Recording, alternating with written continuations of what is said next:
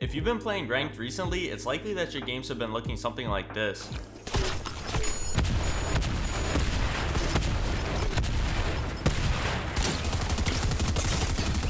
I had just about one too many of those deaths, and after grinding ranked for 2 weeks almost exclusively, I came to the conclusion that even though I need to play ranked to improve, there's a lot of technical things in my gameplay that need to be fixed, and getting to practice them maybe twice in 15 minutes of a ranked game wasn't cutting it. I told myself I was going to stay out of creative and just play majority ranked this season because all the creative playing I did in the past led to the slowest improvement in my fighting, but that's because I wasn't using my time efficiently, just PGing and doing things with no purpose or intent. This week I took the problems I had fighting and focused specifically on them in creative. One of the main problems last week and for a while now was flicking on shots I needed to hit to live. I could do everything else right in the fight, but flick right at the end and it means nothing. Or I won't even make it to any fights because I just die of spawn because of it. I'm consistently breaking scores on Kovacs and they're all in the 90th percentile, but clearly something needs to change if I'm still flicking shots. I've been doing more in-game aim training, specifically headshot map and aim dueling every day for the past few days. In aim duels, I've been primarily focused on shotgun aim since I think my tracking is ahead of my shotgun by a decent margin, and for whatever reason, I'm not shaking when it comes to SMG tracking off spawn. I'm really trying to get rid of any unnecessary flicks and build better habits, and part of this is holding my crosshair higher since a lot of times I find I'm holding my crosshair too low and have to bring it up every time I go to shoot. Along with that, I've been playing about 3 rounds of headshot map where I'm also keeping my crosshair movement to a minimum. On this shot right here, there was no flick and I kept my crosshair steady, which is exactly what I need to do in game. Most of the time off edit courses or Mongrel Classics, I think about hitting the shot and clipping the kid, then miss because I'm trying too hard to hit a simple shot. I noticed I take my time to line up the shot since only max damage kills, and realized that all the extra movement comes from me rushing to shoot, so I made the effort to give myself more time to shoot when possible and started seeing better results. But while aim training in game has helped, it hasn't gotten rid of my flicking problem because like I said before, it only really happens when there's pressure on the shot. If I know I'm not dying or taking damage because I missed, there's limited pressure. So to replicate higher pressure aim situations, I played realistic PvP because that's the quickest way for me to practice my aim in 50-50s, and if I die, I could just glide back in and do it again. Only issue with this was every time someone joined the game, it would freeze for a while. This wouldn't be a problem if it didn't happen so frequently, but people are leaving and joining the map all the time, making it difficult to get decent practice.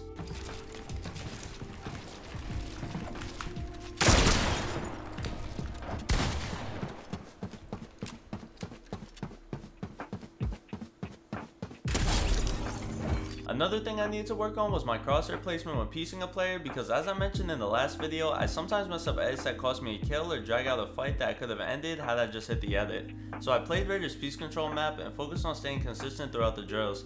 I also made sure to work on my movement, which has always been a struggle for me. So every time I made my last edit, I made sure to try to hide behind the peak before taking the shot. I don't feel super comfortable while doing it on most edits, so it's something I'll be working on more in the future. I also mentioned how I found myself messing up builds while fighting, so while free building, I was sure to focus on my crosshair placement and trying my best to stay consistent and also PG'd with that as my goal.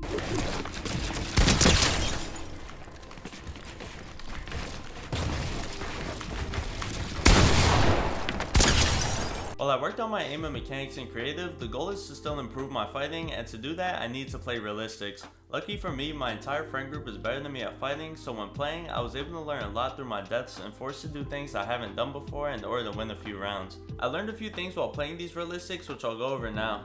First is how good this floor peek is. There's plenty of different ways to pressure a wall, but dropping on a stair is one of the most common. But this has become less effective since everyone knows to cone this if you're standing too low on the stair. Now if you're a real HOWL FYM viewer, you would know to counter this with an edit stair from the top of your box. But to add on top of this, you could place a floor and edit the 2 front tiles, which makes it difficult to hit you, but you could shoot your opponent from almost anywhere in the box.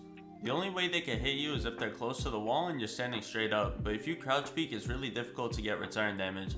You don't necessarily have to do 2 tiles or be on the stair for this to work either. In this clip, I only edited 1 tile and got the same result. There's a lot of times where the speed could be useful, I just need to mess around with it more. One counter to this is trying to replace their floor and placing a stair above their head if they don't already have one. They'll have no quick escape and you'll be able to get a free shot. Just make sure you're close enough to the wall where you can't get hit.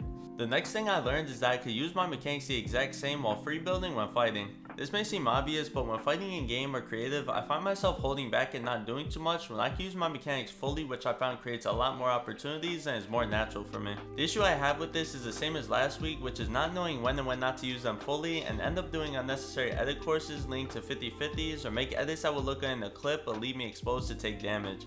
I made this window edit too early because I was trying to be fast and didn't even bother hiding behind the peak. If I waited to get to the left side of this window, I would have had a free kill, but was too focused on being fast and completing the edit course that I got myself killed. After playing piece control maps and practicing while free building, I made it a habit to do these side jump catches from a window and move to the left instead of just making a mongrel classic and taking unnecessary damage, which is also an issue I have. I'll have an opportunity to get a kill while taking no damage, but just out of laziness I won't. For example, this kid should have done no damage to me, but since I knew I was killing him on the next shot, I do nothing about him running at me and spraying his SMG.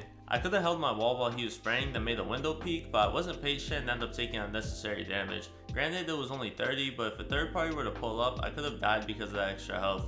Focusing on playing aggressive and finishing fights quick will sometimes make me ignore safe edits and just go for a 50-50 that I know is a trade, but I win it because I'm healthier.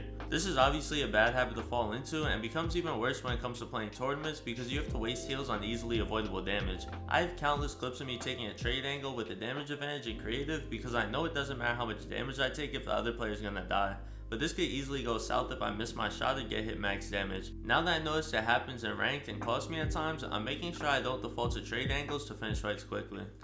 On the topic of running at me, I have to be more cautious when piecing players. The last thing I expected was to have this kid run at me while piecing him here, and it cost me. Lucky enough for me, Leaf takes any chance to run into a box when he has the health advantage or knows he can catch someone off guard, so playing against him the past couple of nights has helped me learn how to counter that. The first way is always fighting from two boxes because if they get in, all you have to do is move to your second box and now they're in all your builds. Leaf is smart enough to not let this happen, so the main way I would counter was by pre-firing. I wouldn't panic and try to get out once I saw he was trying to get in, I would just time my shot and get the free damage. Pre-firing is one of the most effective ways to counter spraying in general and it's something I need to work on more this week. Playing this playstyle has also helped me learn that it's okay to jump in boxes if you do it properly, and I've had the confidence to do that more and more recently. When playing ranked this week, I'll be making sure I implement everything I learned from creative and learn from whatever new mistakes I'll be making. That is if I don't get blown up 100 times or have Deku launch a tornado my way.